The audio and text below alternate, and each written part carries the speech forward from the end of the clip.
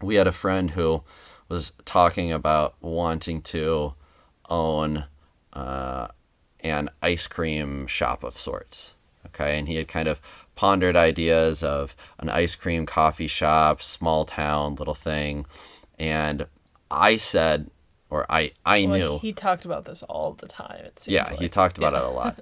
And I knew that, well, a lot of small businesses fail. And guess what? Restaurants are crazy high on that list.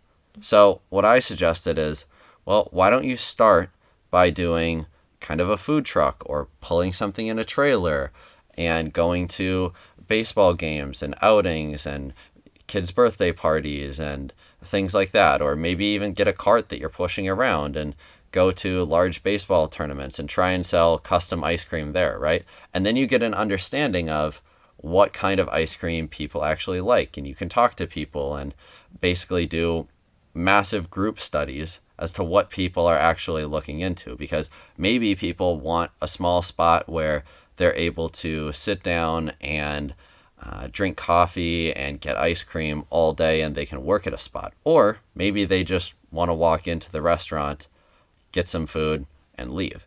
You don't know which one.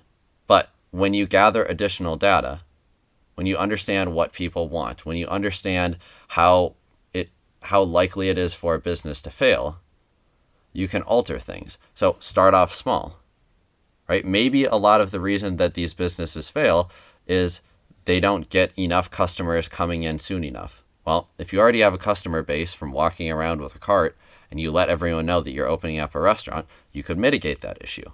If you already have people who love the ice cream, you mitigate that issue. If the problem was that when people open these restaurants, they don't have their recipes perfected, you could mitigate that issue by perfecting your recipes when you're walking around in your cart. Once the recipe is perfected, then you open up the store.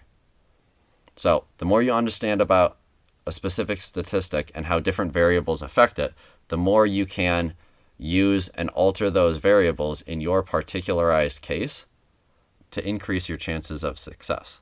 And Sure. I'm Or to suggesting try and help things go more how smoothly. you are wanting them to go. Yeah.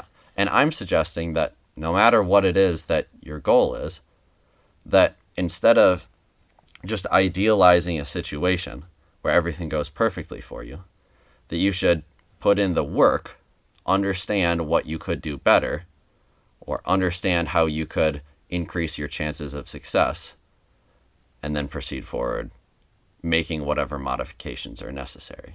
Well, and interestingly, in this instance with this friend, like you had kind of said to him like, "Hey, you talk about this all the time. Like it seems like you're really passionate about this. Like Mm-hmm.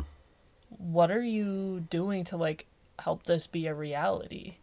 And you kind of Yeah. started probing him with these questions and like, "Look, I want to see you succeed. Like if this Yeah, is your because I dream, do. I want to see it Yeah. happen. Like what are you doing?" You kind of pushed him like, "What are your next steps?" And he was like, "You know what? Yeah, I need to like do some research. I need to whatever and all this stuff." And Yeah. that kind of forced him to start looking into it. And interestingly enough, in this instance, he came back not too long after, maybe a couple months later, and it was like, "Yeah, I decided I actually don't want to do." So Yeah. maybe that wasn't actually what he wanted. Yeah. And I think, a lot of times people don't just necessarily idealize the statistics, but they also idealize the thing itself. Right? They don't understand the amount of work that goes into it. And maybe part of what diving into like those less than ideal statistics and understanding what modifications you would need to make, you begin to clarify your plan of action, your ultimate goal even.